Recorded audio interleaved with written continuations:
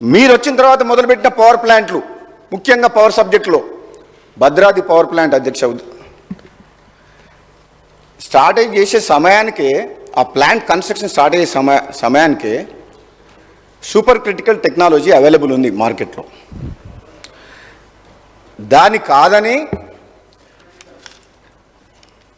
కాదని అందులో వాడిన టర్బైన్స్, జనరేటర్స్, బ్రాయిలర్స్ 15 సంవత్సరాల కింద ఇండియా బుల్ కంపెనీ కోసం తయారు చేసినవి. ఆ కంపెనీ మూతపడడం వల్ల, కాలం చెల్లిన వాటిని వినియోగించడం వల్ల ఎటువంటి సమస్యలు వచ్చినాయంటే అధ్యక్ష, ఈ మధ్యన నేను ఒక రిపోర్ట్ చదివిన, సంబంధిత చీఫ్ ఇంజనీర్ గారు, ఆ ప్లాంట్ హెడ్ పై అధికారులకు రాసిన లేఖలో 4 యూనిట్లు ఉంటే 270 megawatts into 4 units 1080 megawatts power ప్లాంట్లో ఎప్పుడు ఏదో ఒక యూనిట్ తరచుగా షట్ డౌన్ అవుతుంది. బికాస్ అవుట్డేటెడ్ టెక్నాలజీ వాడినరు. మళ్ళీ లేటెస్ట్ టెక్నాలజీ అవైలబుల్ ఉంది, 1000 కోట్లు ఖర్చు పెట్టిండ్రు, ప్రాజెక్ట్ కాస్ట్ పెరిగింది. అయినా కానీ ఈరోజు అది ఎట్లా అంటే, ఇప్పుడు 2 సంవత్సరాల కింద స్టార్ట్ అయిన ప్లాంట్ అది. ఆ సి గారి రిపోర్ట్లో ఏం రాసిందంటే, ఇది 2 years ఓల్డ్ ప్లాంట్ లాగా పనిచేయట్లేదు, 10 to 15 years కింద కన్స్ట్రక్షన్ చేసిన ప్లాంట్ లాగా బిహేవ్ చేస్తుంది. అంటే ఎప్పుడు ఏదో ఒక ప్రాబ్లం వస్తుంది, మెయింటెనెన్స్ ప్రాబ్లం అని చెప్పి చాలా క్లియర్గా అఫీషియల్గా పేపర్ మీద లెటర్ ఇచ్చిన అధ్యక్ష. అంటే ఎంత బాధ్యతారహితంగా తీసుకున్న నిర్ణయాల వల్ల ఎన్ని వేల కోట్ల అధ్యక్ష, అది 7,290 కోట్ల ప్రాజెక్టు క్యాపిటల్ కాస్ట్, అది 10,616 కోట్లకు పెరిగింది, 43% ఇంక్రీజ్ అయింది. అంటే డబ్బులు వృధా చేసిండ్రు. పోనీ డబ్బులు పెడితే ఎక్కువ, ప్రజల సొమ్ము అసలు వృధా చేయకూడదు, ప్రతి రూపాయి ఆలోచించి ఖర్చు పెట్టాలి అధ్యక్ష. మన సొంత కుటుంబం అయితే మనకున్న బడ్జెట్లో మన ఫ్యామిలీని ప్రతి పైసా ఆలోచించి ఏ విధంగా ముందు పోతాం అధ్యక్ష. ఈ తెలంగాణ రాష్ట్ర ముఖ్యమంత్రి, ఆనాటి ప్రభుత్వము ఈ ప్రజాసొమ్ముని కష్టపడి 1000 మంది యువకులు ఆత్మ బలిదానం చేసుకున్న తెలంగాణలో ఎంత బాధ్యతారహితంగా నిర్ణయాలు తీసుకోవాలి అధ్యక్ష. ఈ రాష్ట్ర ప్రయోజనాల కోసం ప్రతి పైసా కాపాడాల్సిన ప్రభుత్వ సొమ్ముతోటి విచ్చలవిడిగా నామినేషన్ బేసిస్లో వర్కులు ఇచ్చింది బిహెచ్ఎల్కు, ఇచ్చేసి ఎక్కువ రేట్లకు, అది ప్రభుత్వ సంస్థ అంటారు.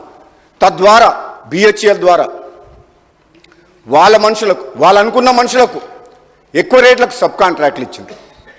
బిహెచ్ఎల్ వర్క్ కాక బ్యాలెన్స్ వర్క్స్ని జెన్కో ద్వారా కూడా ట్రాన్స్పరెంట్, పారదర్శకత లేకుండా, టెండర్ సిస్టమ్ ప్రాసెస్ ఫాలో కాకుండా ఇష్టమున్న వ్యక్తులకు ఇష్టమున్న రేట్లకు ఇచ్చేసి అడ్డగోలుగా వ్యవహారం చేసిన అధ్యక్ష.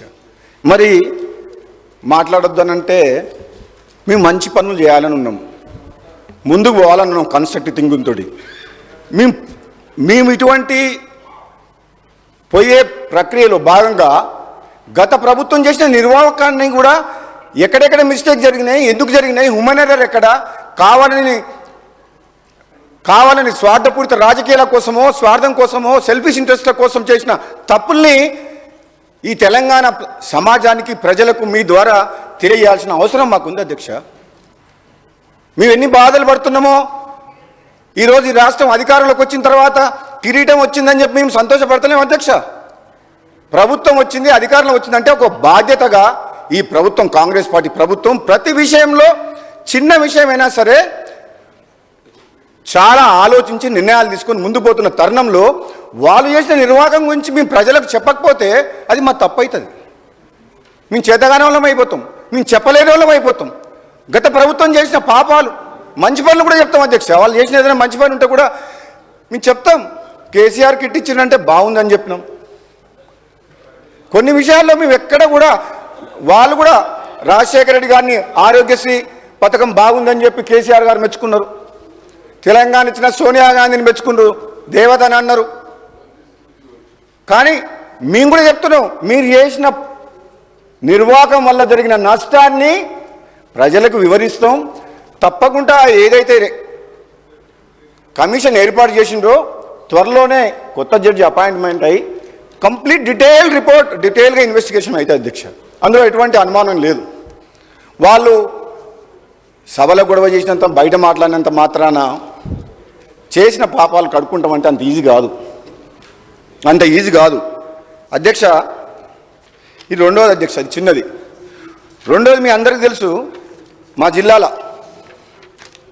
యాదాద్రి పవర్ ప్లాంట్ అధ్యక్ష, అది ఎంత పెద్ద తప్పు నిర్ణయం అంటే, జనరల్గానైతే థర్మల్ పవర్ ప్లాంట్ అధ్యక్ష, జనరల్గా పిట్ హెడ్ అంటే కోల్ మైన్ పక్కన, thermal power plants pit head అంటే కోల్ మైన్స్ పక్కలో దగ్గరలో పిట్ హెడ్లో థర్మల్ పవర్ ప్లాంట్ పెడతారు అధ్యక్ష. మామూలుగా అయితే ఎక్కడైనా సరే ప్రపంచంలో ఎక్కడైనా సరే థర్మల్ పవర్ ప్లాంట్ ఎక్కడ పెడతారు అంటే మైన్ పక్కన పెడతారు.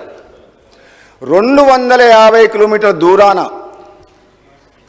దామరచర్ల మిర్యాలగూడ దగ్గర ఆనాడు ప్రభుత్వం పవర్ ప్లాంట్ ఎందుకు పెట్టింది, అక్కడ పెట్టాలనే నిర్ణయం ఎందుకు తీసుకున్నది ఇప్పటివరకు కూడా ముఖ్యమంత్రి గారు వివరణ ఇవ్వలేదు అధ్యక్ష. అది చాలా పెద్ద విషయం. ఎందుకంటే నేను ఆనాడు అసెంబ్లీలో ఉన్నప్పుడు, గత అసెంబ్లీలో చెప్పిన, 2018లో ఎమ్మెల్యేగా ఉన్నప్పుడు ఆనాడు సభలో చెప్పిన, ఓపెన్ మార్కెట్లో తక్కువ ధరకు కరెంటు దొరుకుతుంది, మీరు వేల కోట్ల రూపాయలు హై రేట్ ఎక్కువ రేటుకి ఇంట్రెస్ట్కి తీసుకొచ్చి ఈ పవర్ ప్లాంట్ కడితే వినియోగదారుల మీద ఎక్కువ భారం పడుతుంది, రాష్ట్రం కూడా అప్పుల పాలయ్యే అవకాశం ఉంది, దయచేసి ఆ యాదాద్రి పవర్ ప్లాంట్ విషయంలో మరోసారి పునరాలోచించాలని చెప్పిన అధ్యక్ష. అప్పటికే ఆ ప్రాజెక్టు స్టార్ట్ చేసింది. అసెంబ్లీలో మాట్లాడిన అధ్యక్ష, ఆన్ రికార్డ్ అధ్యక్ష. ఆ ప్లాంటు అనుకున్న సమయానికి పూర్తి చేయలేదు, నిర్ణయము తప్పుడు ప్లేసు, టైం లిమిటు 3 ఏళ్ళు అనుకున్నది, ఇప్పుడు 10 ఏళ్ళు అయిందా స్టార్ట్ చేసి, ఇప్పటి వరకు వినియోగంలోకి రాలేదు అధ్యక్ష. 24,000 కోట్ల రూపాయలు అనుకున్న ప్రాజెక్టు, 25,000 కోట్ల రూపాయలు అనుకున్న ప్రాజెక్టు కాస్టు 36,000 కోట్లకు పోయింది. 11,000 కోట్ల రూపాయలు ఆ ప్రాజెక్టు కాస్ట్ పెరిగిపోయింది డిలే అవ్వడం వల్ల. రెండోది అధ్యక్ష, అందులో కూడా బిహెచ్ఎల్కు 20,000 crores వర్క్స్, 20,000 కోట్ల వర్కులు నామినేషన్ బేసిస్లో ఇచ్చిండ్రు. తద్వారా దాని దగ్గర సబ్ కాంట్రాక్టులు వాళ్ళ మనుషులే. మిగతా బ్యాలెన్స్ వర్క్స్ మొత్తము జెన్కో ద్వారా కూడా విచ్చలవిడిగా, దానికి లెక్క లేదు పత్రం లేదు, కాంట్రాక్టర్లకు ఇష్టం వచ్చినట్టు ఇచ్చిండ్రు. అది మంత్రి గారు ఒప్పుకున్నా, మాజీ మంత్రి గారు ఒప్పుకోకున్నా, నాకు అర్థమైన విషయం చెప్తున్నా అధ్యక్ష, చాలా అంటే పారదర్శకత లోపించి ఒక ప్రాసెస్లో, కరెక్ట్ ప్రాసెస్లో మాత్రం టెండర్ ప్రక్రియ జరగలేదు, డబ్బులు పోయినాయి, అప్పుల పాలైంది, కరెంటు రాలేదు.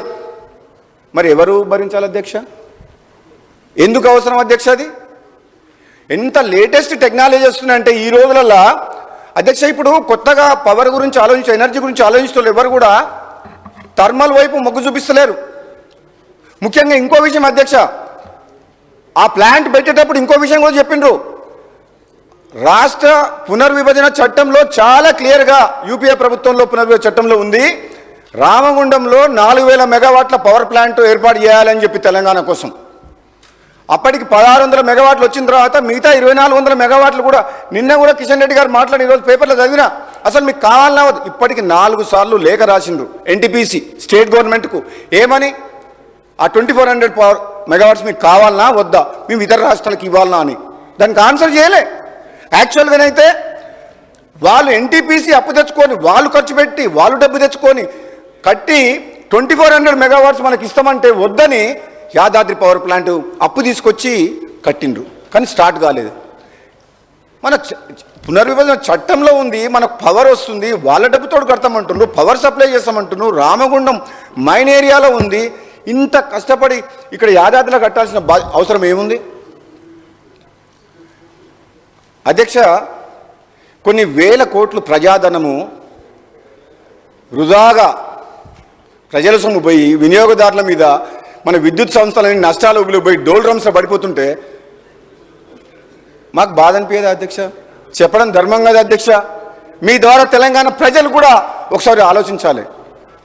ఆనాడు ఉన్న ముఖ్యమంత్రి ఏమనుకున్నాడో, ఈ రాష్ట్రానికి నేను రాజుని, నా తర్వాత నా కొడుకు, ఒక మోనార్కీ లాగా ఫీల్ అయిపోయిండు. ఎవరు మాట్లాడేది లేదు, నా నిర్ణయం ఫైనల్, మేము ఎవరి మీద డిపెండ్ కాము, మేము భారతదేశంలో అంతర్భాగం కాదు, ఇది తెలంగాణ రాజ్యానికి నేను రాజును అనే ఫీలింగ్లో నిర్ణయాలు తీసుకుండు. నిజంగానే అధ్యక్ష, ఈ నిర్ణయం అయితే ఈ యాదాద్రి పవర్ ప్లాంట్ నిర్ణయం కాళేశ్వరం ప్రాజెక్టు నిజం మాత్రం 100% ఆయన ఆలోచన ప్రకారం నడిచింది తప్పితే ఆయన లేకుంటే ఈరోజు సభలో వేరే వాళ్ళు మాట్లాడతామంటే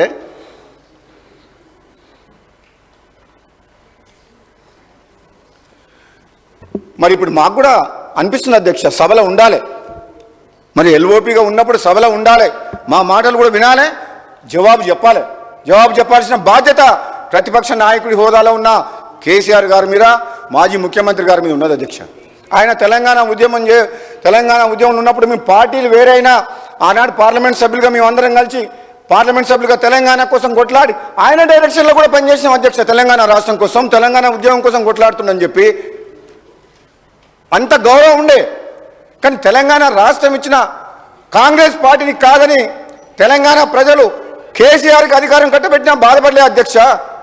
కానీ ఈ 10 ఏళ్ల పాలనలో ఒక అహంకారపూరితంగా నిర్ణయాలు తీసుకొని బాధ్యతారహితంగా నిర్ణయాలు తీసుకోవడం వల్ల రాష్ట్రం అప్పుల పాలై ప్రజలు కష్టాలు పడుతుంటే ఈరోజు జీతాలు ఇవ్వలేని పరిస్థితి, డబ్బులు ఇవ్వలేని పరిస్థితి, రాష్ట్రంలో టెండర్లు వేస్తే ఒక కాంట్రాక్టర్ కూడా రోడ్ వర్క్ టెండర్ ఏమంటే కూడా నేను వేయను అంటుండు, బిల్లులు రాక 2-3 ఏళ్ళు అయిందని. అంటే వ్యవస్థ మొత్తం కూలిపోయింది అధ్యక్ష.